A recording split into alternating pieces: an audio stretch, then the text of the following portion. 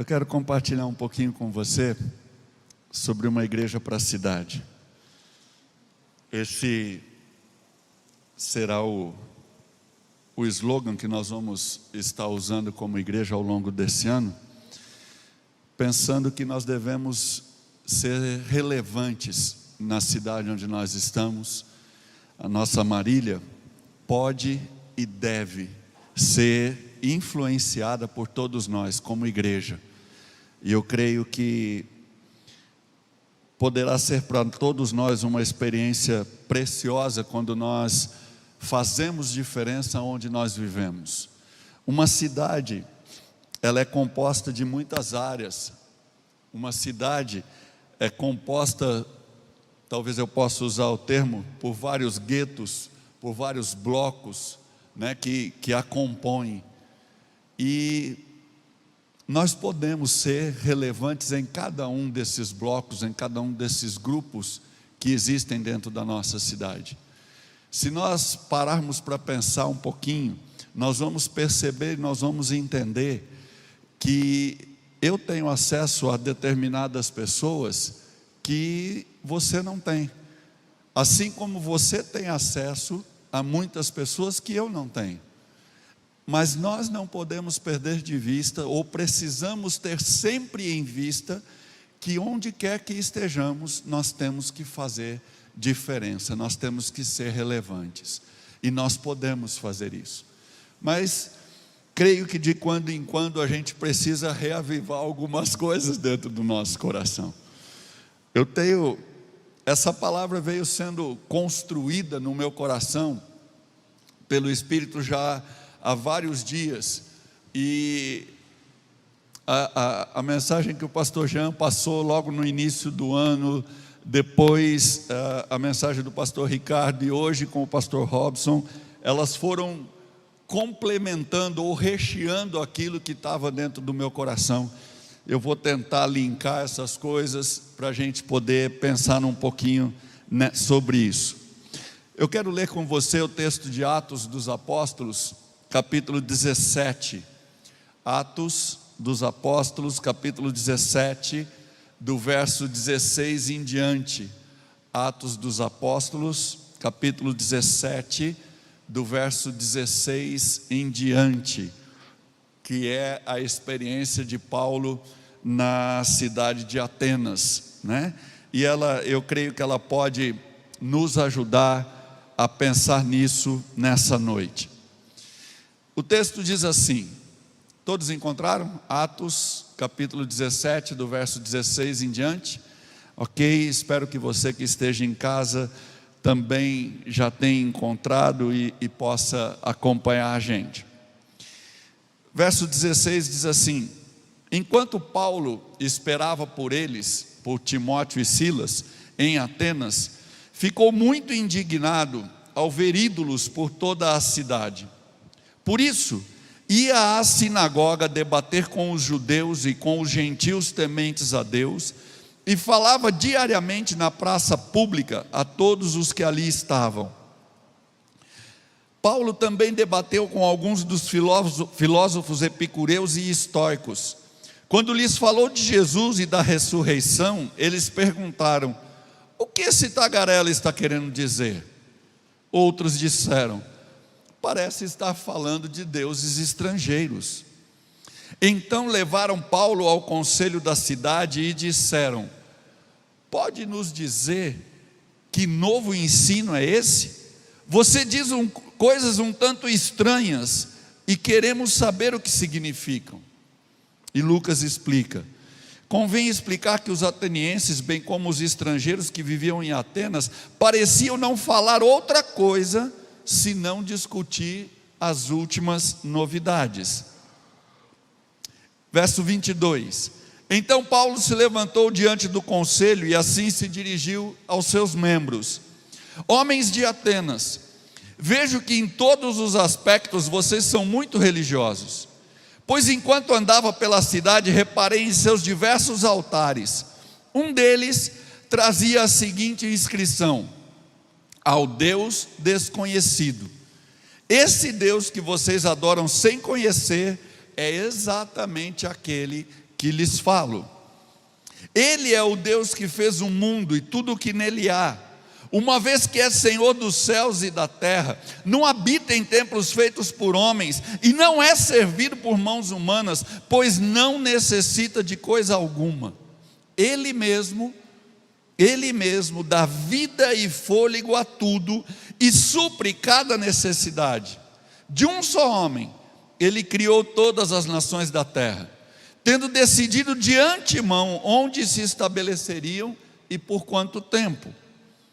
Verso 27, seu propósito era que as nações buscassem a Deus, e tateando, talvez viessem a encontrá-lo, embora Ele não esteja longe de nenhum de nós, pois nele vivemos, nos movemos e existimos.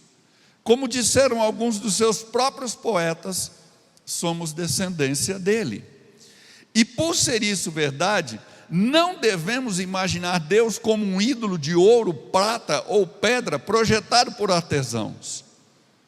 No passado, Deus não levou em conta a ignorância das pessoas acerca dessas coisas, mas agora Ele ordena que todos, em todo lugar, se arrependam, pois Ele estabeleceu um dia para julgar o mundo com justiça, por meio do homem que Ele designou, e mostrou a todos quem é esse homem ao ressuscitá-lo dos mortos.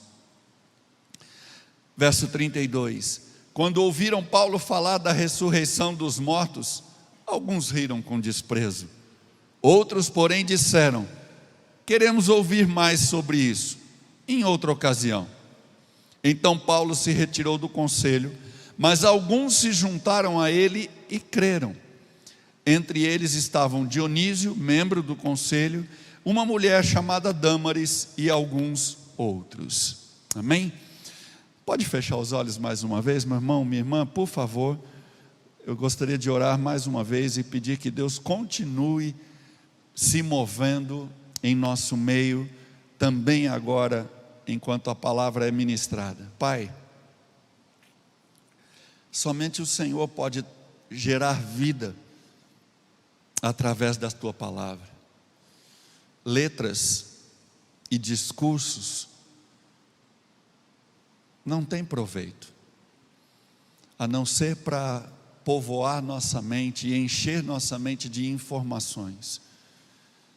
E de verdade eu não quero transmitir informações para ninguém,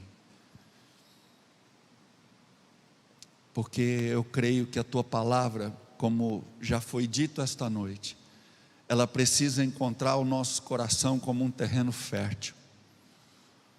Ela precisa encontrar o nosso coração aberto e pronto para receber aquilo que o Senhor está lançando. Então fala conosco. É o que eu clamo ao Senhor em nome de Jesus. Amém. Amém. Deixem-me dar 3 explicaçõezinhas breves, servindo como introdução para a gente pensar um pouquinho. Primeiro, quando Paulo está na sua viagem missionária e ele passa por Atenas, a gente precisa começar a entender o que era Atenas naquele contexto, o que simbolizava aquela cidade, até para que a gente também possa ir fazendo algumas conexões com a nossa cidade, para que a gente possa ir pensando com o nosso próprio contexto e irmos nos identificando com essa realidade, para que realmente possamos ser uma igreja que vive para a cidade, que é relevante dentro da cidade. Atenas na época, embora em decadência, mas ainda era um grande centro intelectual do mundo da época de Paulo. Então era um grande centro intelectual, havia uma universidade inclusive, já naquela época, embora esse declínio já começasse a aparecer. Nesse momento específico em que Paulo visita Atenas, Atenas vivia muito mais sobre a sua reputação antiga do que ainda como um poderio ou um potencial que ainda reinava e influenciava muitas coisas. Talvez a gente possa encontrar isso em diversos grupos dentro da nossa cidade. Grupos que em algum momento foram extremamente relevantes, e quando eu estou falando de grupos, eu falo de todos os grupos, sejam segmentos religiosos, intelectuais, sejam de pessoas que a gente possa se lembrar, que já tiveram destaque em algum momento na história da nossa cidade, mas que com o passar do tempo as coisas vão mudando, as figuras vão mudando, os domínios ou os expoentes também vão sendo mudados, eles perdem o seu brilho, outros ocupam o seu lugar. Atenas vivia isso, e tinha uma crença religiosa de um panteísmo grande, ou seja, de deuses dos mais diversos, não muito diferente dos nossos dias. Se a gente parar para pensar um pouquinho, e eu peço que você entenda o que eu vou dizer, até mesmo quando nós falamos do evangelho ou do ramo cristão evangélico, né, nós podemos perceber grandes diferenças na hora de se expor aquilo que crê, de se expor a palavra e o conteúdo dela. E pode ser explorado das mais diversas maneiras. Eu não estou aqui emitindo juízo de valor, né, se está certo ou se é errado, se é bom ou se é ruim, apenas constatando uma maneira, né, e a gente pode pensar nisso, até dentro da nossa própria igreja, se você for pensar. Se você for comparar, por exemplo, já que nós estamos aqui, fica eu e o pastor Jean aqui, se você for comparar, né, a maneira como o pastor Jean expõe a palavra, a maneira como Deus o usa é uma coisa. E se você olhar para mim, ou for olhar para o pastor Tiago, para o pastor Guto, para qualquer um dos outros pastores, é outra maneira. Mas há um eixo central, há uma coluna central que rege tudo isso, né? E nós não podemos perder isso de vista em momento nenhum. Por quê? Paulo, quando anuncia o evangelho em Atenas, ele encontra dois grupos que a gente precisa identificar e que o texto relata, Lucas relata no texto. Ele fala de um grupo chamado de epicureus, que eram extremamente materialistas. Extremamente materialistas. Para eles, os deuses ou não existiam, ou se havessem existido, eles tinham agido e largado a humanidade a sua própria história, eles não influenciavam mais. E existem muitas pessoas que creem assim, que colocam Deus como, até entendem ou podem aceitar a existência de Deus e vê-lo como o Criador de todas as coisas, dando o nome de Deus ou não, mas que acham que Ele não intervém mais na história, que Ele não é vivo e que Ele não está presente naquilo que a gente vive. Havia esse grupo lá. E haviam os estoicos, extremamente racionalistas, racionais ao extremo. Para eles o que valia era o peso da ética, de agir de maneira correta, e se tinham como autossuficientes.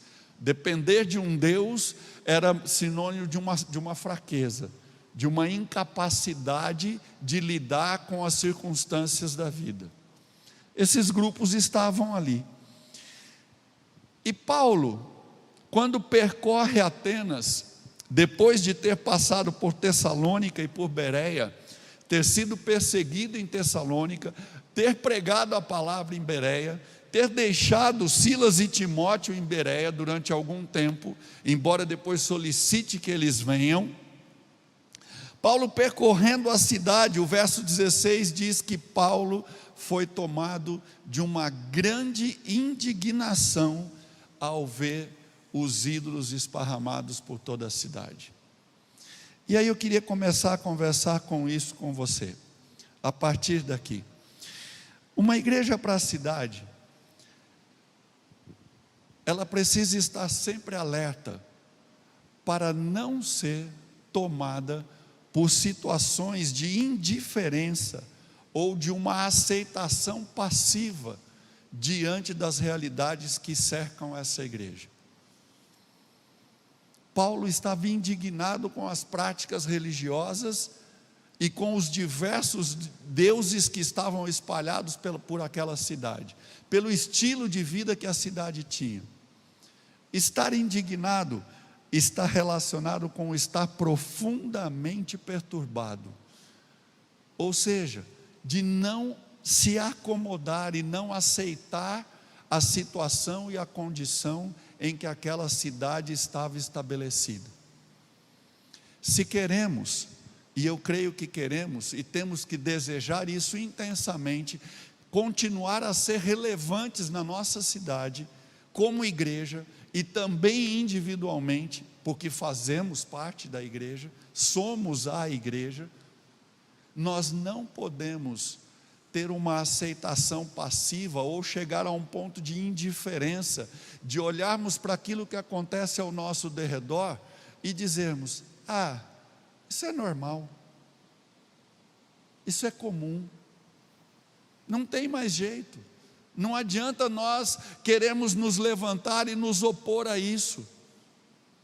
Vamos lá, estamos iniciando um ano eleitoral no nosso país, e isso vai nos atingir como cidade, vai nos atingir, pouco a pouco isso vai tomar volume, pouco a pouco isso vai ocupar o centro das atenções.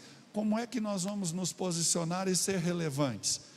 E aí eu não estou aqui, gente, fazendo uma apologia, apoiando A, B, C, D ou E, não, eu estou falando de como nós vamos olhar para o quadro político.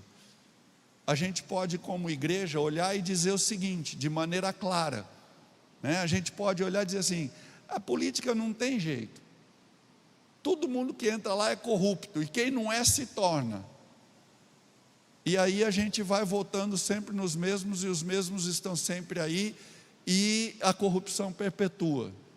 Não tenho a ilusão de que vai acabar, embora eu espero que acabe, embora eu tenha a expectativa de que acabe, ou de que pelo menos melhore. Mas eu pergunto para você, ficarmos apenas criticando ou comentando é o nosso papel como igreja? É uma igreja que vai fazer diferença na cidade? É uma igreja que vai ser relevante para a cidade?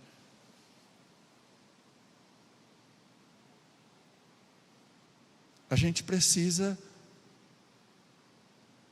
ter sempre pessoas que saibam dialogar com essas diversas áreas. Eu estou usando a política apenas como um exemplo, querido. Nós podemos pensar das mesmas formas, aqueles que atuam numa área social, na área jurídica, na área financeira, na área comercial, no chamado terceiro setor. Por isso eu disse no início, que cada um de nós pode ser e deve ser relevante na área em que está atuando, no meio universitário, no ambiente escolar. Nós precisamos sermos perturbados, ou nos permitirmos sermos perturbados pela situação de pecado e destruição que cerca cada uma dessas áreas, e não ficarmos aceitando isso de uma maneira passiva ou indiferente. A questão toda que nós precisamos, ou talvez a pergunta que nós tenhamos que ter coragem de fazer para nós mesmos é: como eu posso assumir essa posição? Ou como eu posso transformar o meu estado de indignação diante dos quadros que se apresentam diante de mim? Como eu posso intervir e fazer diferença? O Ricardo pregou a semana passada, ele falou a partir do texto de 1 Tessalonicenses 1:3, e ele fala do exemplo. Eu não vou mexer nos temas, apenas trazer a memória, mas ele falou de 3 marcas que a igreja tem: uma fé que é operosa, uma fé que é atuante, com atitudes de amor e uma esperança firme. Nós só vamos nos indignar diante daquilo que está acontecendo e transformar essa indignação em ações concretas que buscam a transformação, se isso estiver valendo para a nossa vida. Porque se eu não agir por fé, como é que eu vou enfrentar tudo isso que está acontecendo para o lado de fora? Se eu não crer que há um Deus que criou todas as coisas, que age em todas as coisas, um Deus onde eu me movo, em quem eu me movo, que se move através de mim e que pode e promove transformação na vida das pessoas com as quais eu tenho contato, então eu não estou agindo por fé. Eu tenho que crer nisso e tenho que agir por fé. Crer que o Senhor é aquele que muda todas as histórias e pode transformar cada um dos segmentos. E não há forma mais eficaz de fazer isso do que mostrando amor, do que continuar sendo uma igreja que ama em todo o tempo e em todas as circunstâncias. Assim como transmitir para as pessoas que, apesar das dificuldades, há esperança, uma esperança viva e eficaz, de que as situações podem ser superadas, elas podem ser transpostas. Mas eu quero trazer isso para o prático, para a gente pensar. Como fazer isso? O texto, versos 17 e 18, de Atos 17, diz que Paulo travava diálogos internos e externos. Paulo travava diálogos, quando ele viu e se indigna com aquela realidade, ele começa a ter conversas. Ele dialoga dentro das sinagogas com os judeus e tementes a Deus. Ele tem diálogos e ele conversa sobre todas as coisas com aqueles que criam como ele. E ele vai expondo o evangelho de Jesus com aqueles que estavam do lado de dentro. Mas ele também travava diálogo com aqueles que não pertenciam às sinagogas, que eram os epicureus e os estoicos, e com qualquer um que se dispusesse a ouvir. Paulo anunciava o evangelho e dialogava com tudo e com todos. Creio que temos que pensar nisso, queridos. Termos estratégias para dialogarmos com as diversas áreas que a sociedade, que existem na sociedade, com a qual nós como igreja fazemos parte. Vou usar o Luiz aqui, posso, né, Luiz? Se não puder também, depois que falou que vai usar, né? Eu vou entrar e vou conversar com o Luiz, ou com uma outra pessoa que trabalha na área advocatícia. Eu vou saber falar? Eu não tenho a linguagem do direito, eu não tenho o entendimento que ele tem, mas ele tem. E ele pode olhar para o ambiente jurídico e dizer: não pode ser desse jeito, eu posso e eu devo promover transformação aqui dentro. Em qualquer área, e em qualquer idade, e em qualquer momento. Por falar em idade, deixe-me lançar uma palavra como que de desafio para vocês. Às vezes, o tempo começa a passar e a gente começa a achar que a gente não deve mais realizar alguma coisa. A gente já começa a querer passar o bastão para frente. A gente começa a querer que outros assumam o lugar. Não faz isso não. Não faça isso. Não que você não deva passar o bastão, porque a idade vai chegando, a gente vai se tornando limitado, não tem jeito, né? Eu não tenho mais a mesma disposição física, habilidades e capacidades físicas que eu tinha de 10 anos atrás, não tem jeito. Mas a experiência de vida cristã, aquilo que já se aprendeu ao longo da história, isso nunca perde o seu valor. E nós sempre podemos transferir esse conhecimento para outros, e esse conhecimento vai habilitar e capacitar outros a dar sequência. É o legado que nós vamos deixar. Primeira IPI, a nossa igreja tem 91 anos, né? 91 anos. Por que ela chegou a essa idade, gente?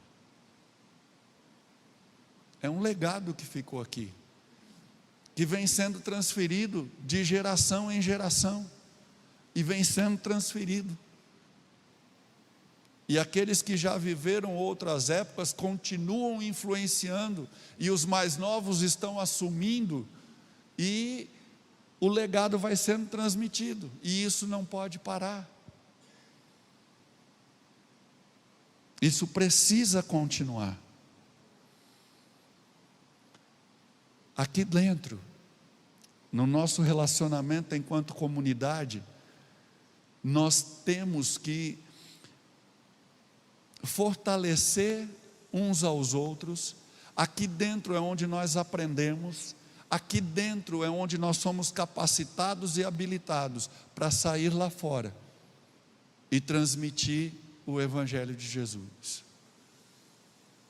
Quando, como igreja, a gente oferece para você um CTC, quando, como igreja, a gente oferece para você os cursos da família, quando nós oferecemos um seminário, quando nós promovemos um encontro, uma conferência, qualquer coisa, e chamamos você para vir, o que nós estamos querendo fazer?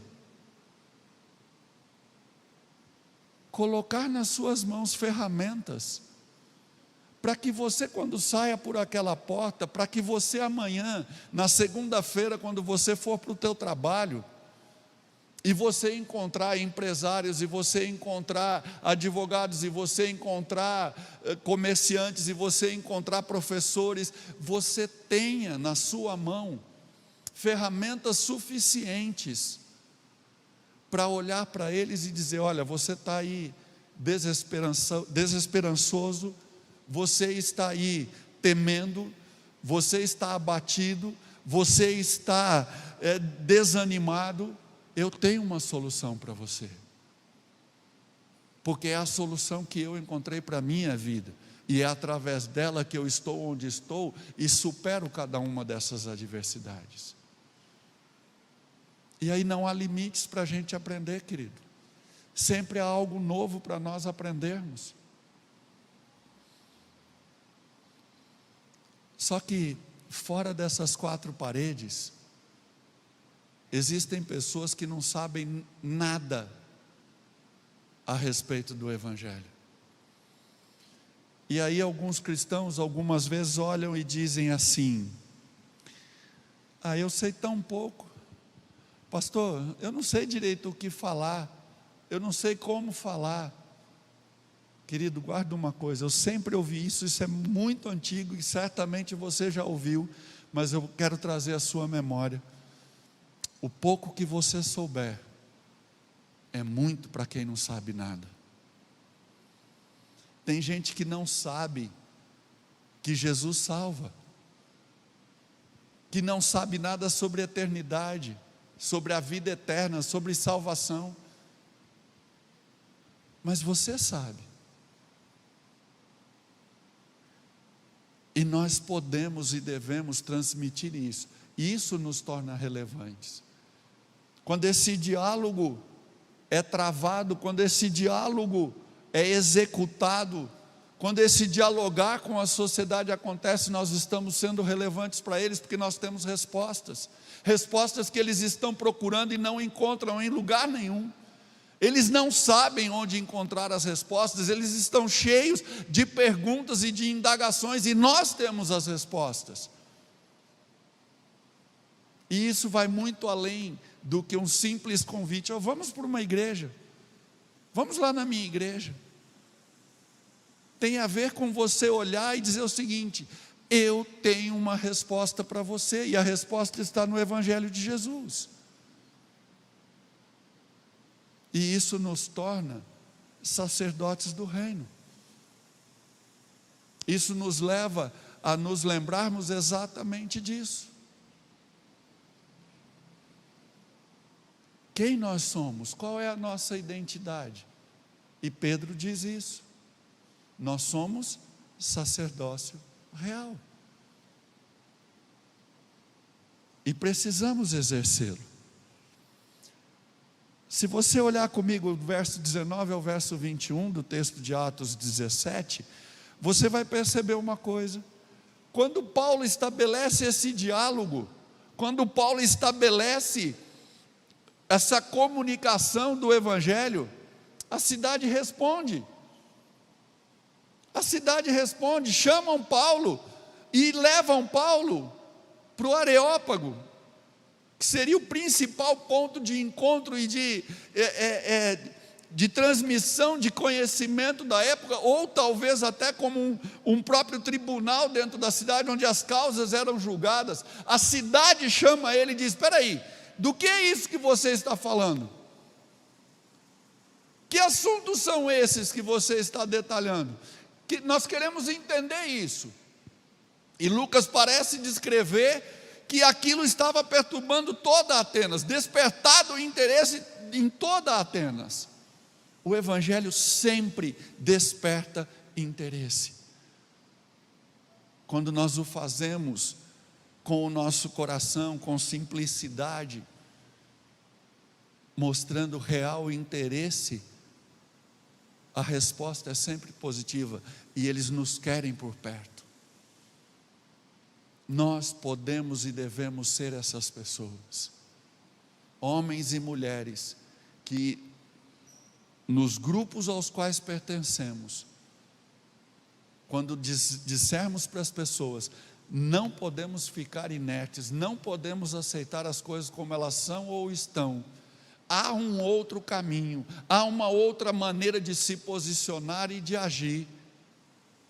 Essa mesma sociedade que em algum momento pode parecer querer apedrejar, querer se posicionar contra, ela mesma vai nos chamar e dizer: vocês têm respostas que nós não temos, e nós vamos poder fazer diferença nela.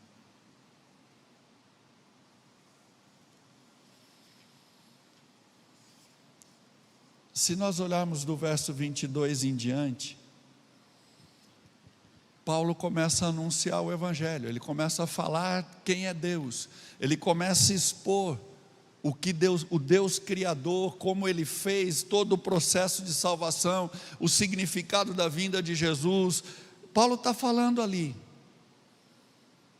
e ele não está falando para um grupo homogêneo, como eu disse no início. O pastor Jean disse na sua palavra, acho que intérpretes da própria história, se não me engano, do desafio que nós temos de falar para grupos heterogêneos, né? Foi nesse ou foi no outro? Foi no outro, né? Depois desse, quando ele falou para nós do desafio que temos de falarmos para grupos tão heterogêneos da nossa sociedade. Esses dias recebi uma ligação de um irmão que tem vindo aqui na igreja. Ele não é aqui de Marília, mas ele está estudando aqui, ele está fazendo o mestrado dele aqui em Marília, e tem estado conosco aqui, amigo meu há muito tempo, todo tatuado, barba, motociclista. Eu não vou ter acesso ao grupo dele, concorda comigo? Eu não vou. O povo vai olhar para mim, primeiro que o meu linguajar não tem nada a ver com o deles. Adoro moto, acho lindo, mas sentar em cima e sair fazendo o que os caras fazem, né, Reinaldo? Sair por aí andando para lá e para cá, não sei. A questão, queridos, é que, como corpo que nós somos, eu e você temos dons do Espírito, que o Espírito Santo nos concede. Nós temos a ação do Espírito Santo em nós de formas tão diferenciadas, nós temos habilidades naturais tão diferentes, que nós podemos alcançar diversos grupos, nós podemos interagir e anunciar o Evangelho ali, mas nós precisamos nos dispor a isso, nós precisamos permitir que o nosso coração arda por isso, nós precisamos dizer para Deus: Deus, eu quero isso, eu quero atingir a cidade. É assim que a multiforme sabedoria de Deus é revelada, e as pessoas são convencidas pelo Espírito a se entregarem e a viverem com e para Jesus. E nós não podemos perder isso de vista. Podemos estabelecer alvos dos mais diversificados, e devemos, estratégias as mais diversas e diferentes, para alcançarmos pessoas e grupos diferentes. O que eu creio que mais importa para nós no início desse ano, em sermos uma igreja para a cidade, é termos a coragem de olharmos e dizermos: eu me encaixo nesse projeto. Isso é algo que Deus deu e eu faço parte, e eu vou atuar, eu vou participar de maneira ativa, de maneira eficaz. Eu não vou ficar só assistindo, eu não vou ficar apenas vendo. Pelo contrário, eu vou me mover e eu vou me unir aos grupos existentes, ou talvez eu tenha até que fazer parte de um novo grupo que nasça, para servir e invadir a cidade, e ser relevante para essa cidade. Feche os teus olhos, por favor.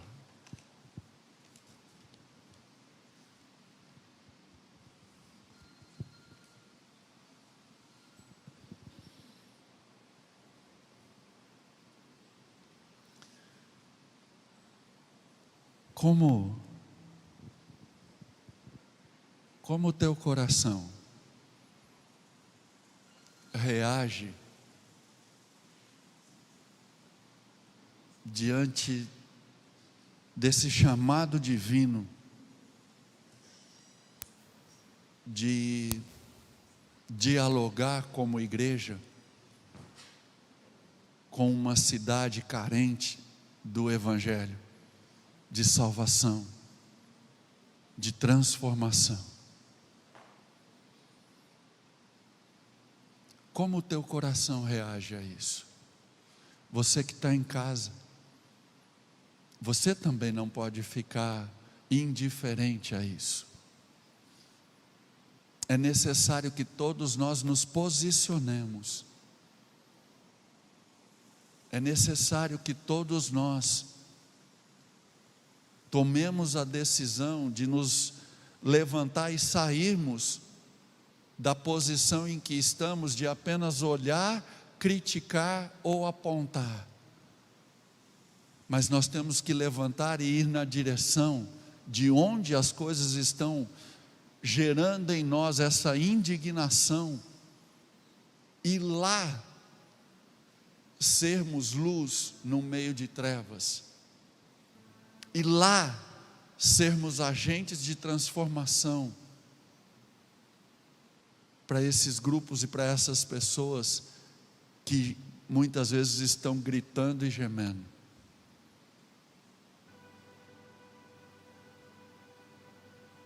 Como fica o teu coração?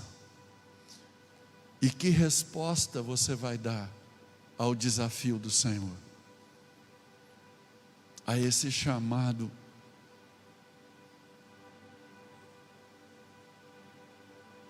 a essa visão de sermos uma igreja para a cidade. Não podemos esperar que somente alguns poucos se movam. Temos todos que nos mover, de maneira coordenada, ordenada, preparada, sim, mas todos temos que nos mover.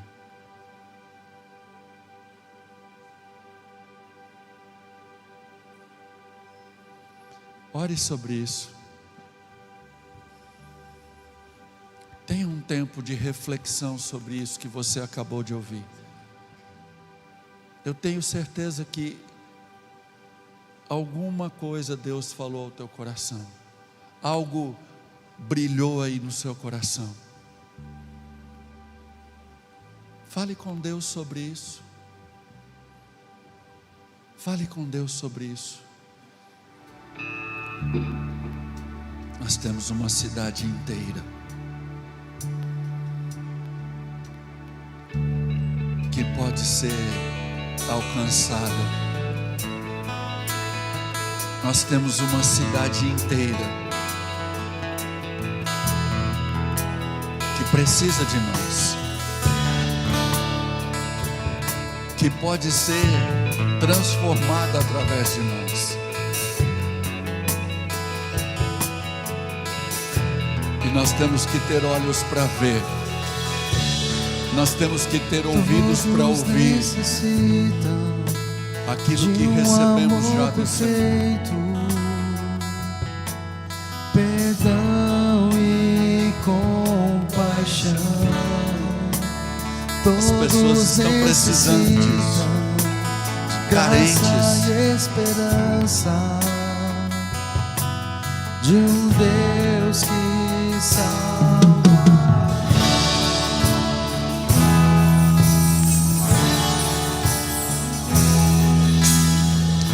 Vamos ficar em pé e dizer para o Senhor: Senhor, se mova através de mim, me move no meio dessa cidade. Diz que o Senhor usa a minha vida como igreja, me leva a uma indignação ao estado em que as coisas estão. Sobre a morte vencer. Você pode ser a resposta para muita gente.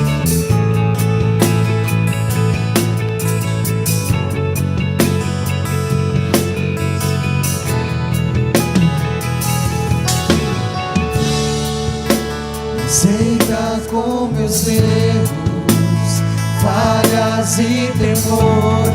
Aleluia. Enche o meu viver, a minha vida entrego pra seguir teus passos. Seja um imitador de Cristo como Paulo foi. Que sejamos imitadores dele. Declara para o Senhor: Cristo corre das montanhas e tem poder pra salvar, tem poder pra salvar, pra sempre, autor da salvação. Jesus a morte venceu, sobre a morte venceu.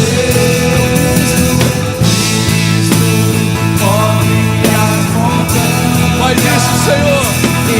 Move as montanhas, porque tu tens poder para salvar, tu tens poder para transformar essa cidade, e nós cremos que isso pode ser feito.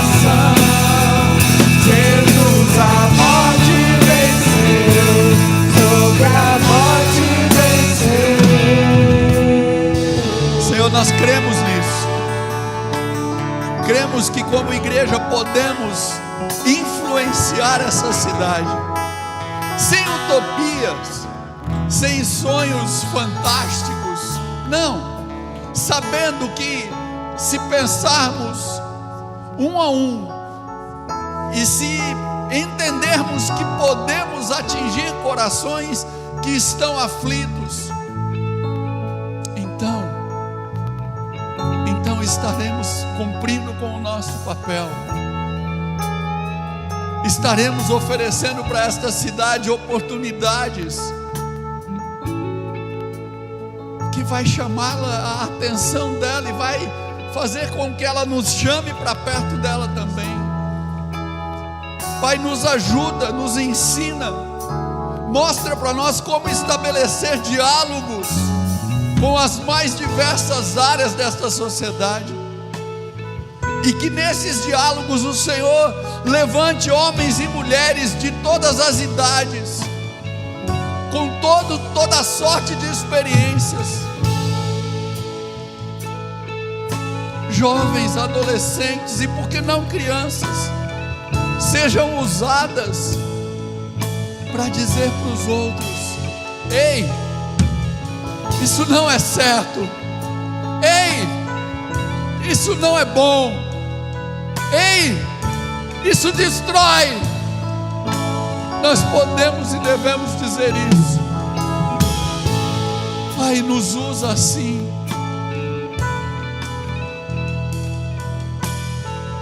Desperta em nós o coração misericordioso, compassivo. Como disse o pastor Robson hoje de manhã, que o novo que está adormecido dentro de nós acorde, desperte pela ação do Senhor, e que isso nos mova a dimensões que nós ainda não exploramos, que isso nos faça ver oportunidades onde nós ainda não as vimos.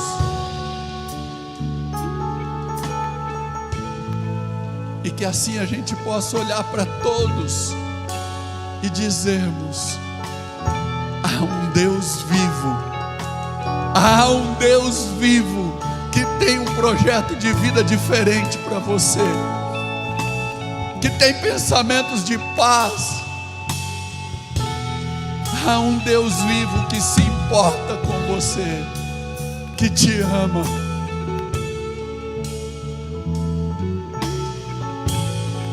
Pai, que nós sejamos essa igreja viva em todo o tempo, hoje e sempre. Aleluia, aleluia. Vamos receber a bênção. Que a tua semana seja rica, que você pegue essa palavra que foi semeada e não deixe ela se perder, que você pense nela, que a graça,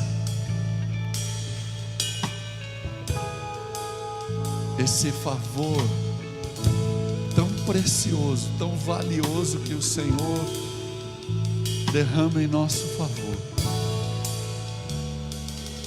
que o amor demonstrado por Jesus naquela cruz, e que o poder do Espírito estejam sempre presentes e atuantes em nosso dia a dia, e assim possamos refletir o brilho do Senhor, hoje e sempre.